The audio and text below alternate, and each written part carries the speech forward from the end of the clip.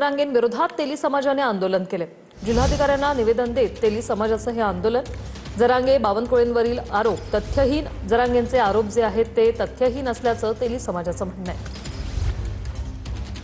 स्वप्नील उमाप आमचे प्रतिनिधी आपल्यासोबत थेट जोडले गेलेले। स्वप्नील, काय सविस्तर माहिती?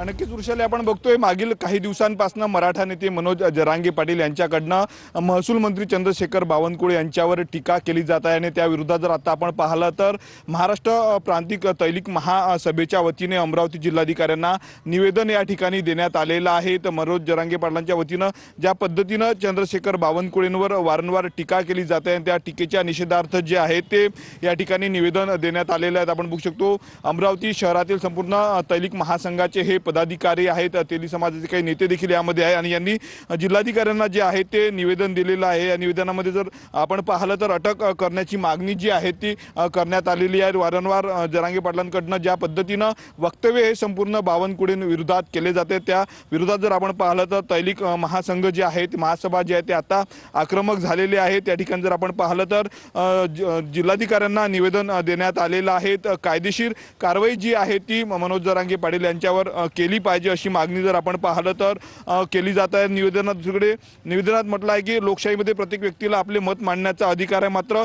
अभिव्यक्ती स्वातंत्र्याच्या नावाखाली एखाद्या लोकप्रतिनिधीला शिवीगाळ करणे, त्यांचा सार्वजनिक अपमान करणे, सोबतच जातीय उल्लेख करणे हे जे जर आपण पाहिलं तर समाजामध्ये तेढ निर्माण करणारी वक्तव्य आहे, हे अत्यंत गंभीर आणि निषेधार्थ आहे। त्याच पार्श्वभूमीवर जर आपण पाहिलं तर मनोज जरांगे पाटील यांच्यावर कारवाईची मागणी जर आपण पाहिलं तर या ठिकाणी करण्यात आलेले काही लोकनेते आपल्या सोबत आहेत। काय सांगणार, आंदोलन करतायत तुम्ही?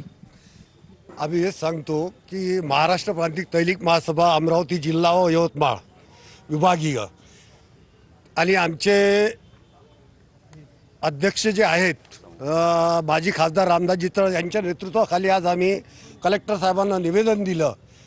की निवेदन अशा पद्धतीचं दिलं की जरांगेचा महाराष्ट्र झाला आहे का, जरांगे महाराष्ट्राचा मालक आहे का, की कोण